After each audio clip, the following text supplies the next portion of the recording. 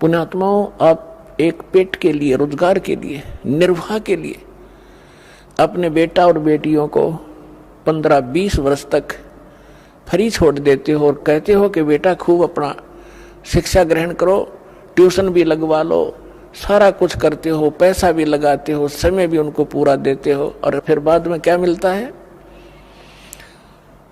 10% students को 20% मुश्किल से कोई नौकरी रोजगार प्राप्त होता है ना, बाकी वही काम करते जो हम डेली कर रहे होते हैं, पहले कर रहे होते थे।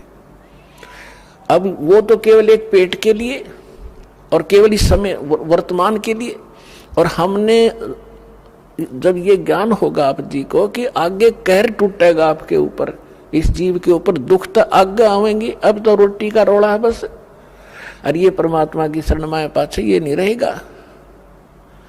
ये आप विशेषकर नोट कर लेना, इस समर्थ की शरण में आने के बाद आपको निर्वाह की चिंता नहीं रहेगी, इतना दे देगा, याद रखोगे।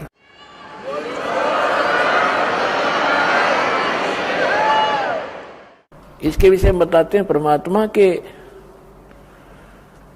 समर्थ का शरणा गहो रंग होरी हो, भाई कदे न हो एकाज राम रंग होरी हो।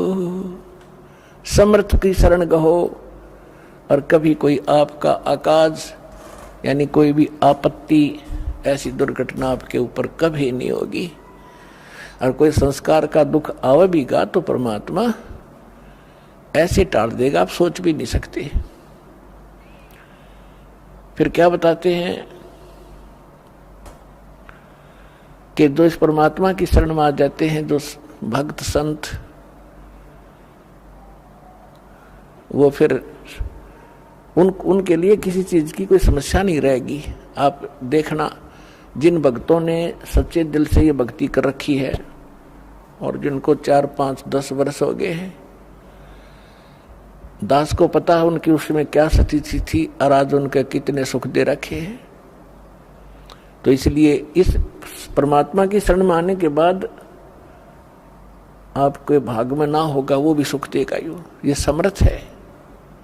सतगुरु हाथ लेखनी सब बहिया, इस परमेश्वर के हाथ में कलम है और बही माने आपके मस्तक में लिखने वाला जो कागज है वो भी इसी के पास है, ये जो चाहे लिख देगा।